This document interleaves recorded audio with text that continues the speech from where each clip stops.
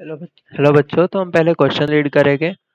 Find the three numbers in GP whose sum is 30 and product is 216। तो सबसे पहले ये टर्म्स फाइंड करने से पहले हम ये देखेंगे कि जीपी क्या होती है exactly. Now GP is a sequence in which each term is multiplied by a common ratio each next term।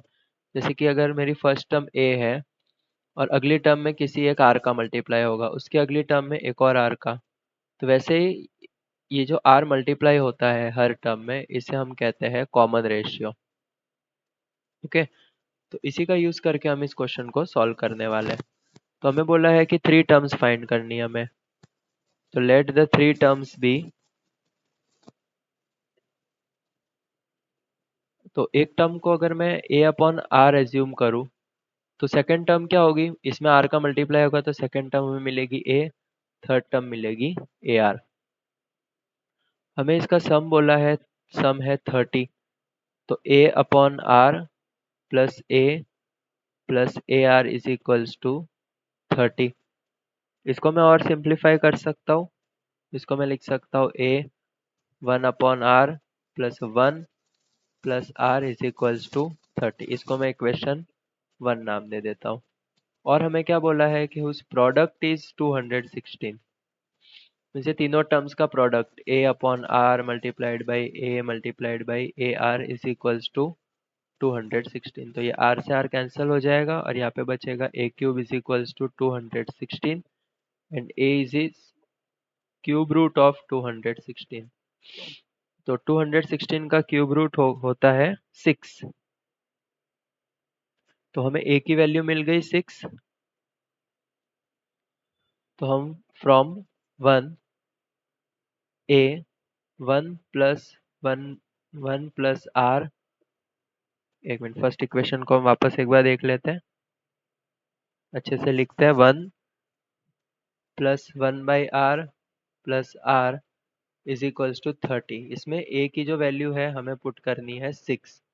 ये हो जाएगा 6 1 + 1/r plus R is equals to 30।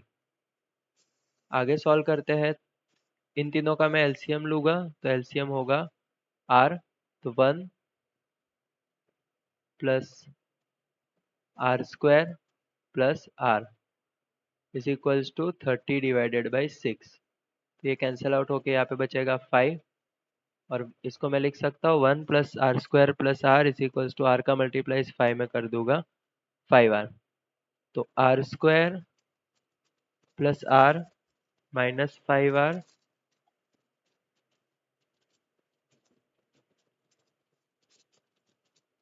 Plus 1 is equals to 0।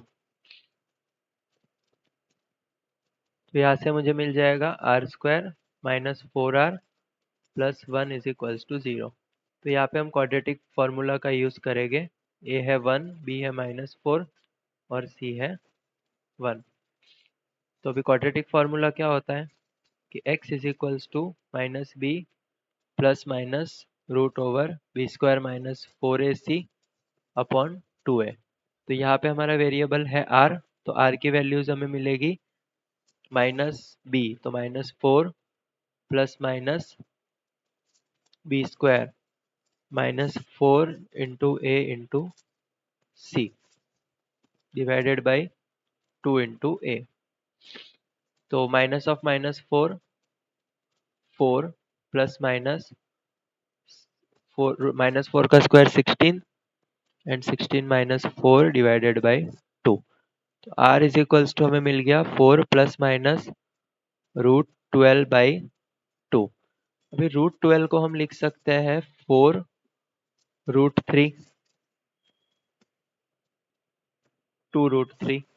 अभी ऐसा क्यों, क्योंकि √12 को मैं लिख सकता हूँ √4/3। इसको अगर मैं सेपरेट कर दूँ √4 इंटू √3, तो हमें √4 इज 2 और √3 ऐसा का ऐसा रहेगा। तो मैं √12 की जगह लिखूंगा 2√3 डिवाइड बाई 2। और अगर हम यहाँ से 2 को कॉमन निकालेंगे तो हमें r की वैल्यू मिलेगी 2 प्लस माइनस 2√3। तो बेसिकली हमें ए की वैल्यू मिली है 6 और आर की मिली है 2 प्लस माइनस √3। यहाँ पे 2 को कॉमन निकालना है, तो 2 प्लस √3। तो हमारी टर्म्स थी ए अपॉन आर, तो 6 upon 2 plus minus √3। Second term थी ए, तो ए की वैल्यू है 6, और थर्ड टर्म थी ए इंटू आर, तो 6 इंटू 2 प्लस माइनस √3। तो द जीपी विल बी, या फिर हमें क्या फाइंड करना है, बस 3 टर्म्स फाइंड करनी है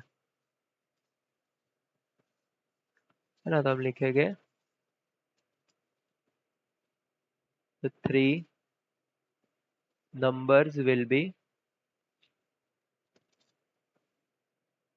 6 upon 2 plus minus √3, 6 and 6 into 2 plus minus √3.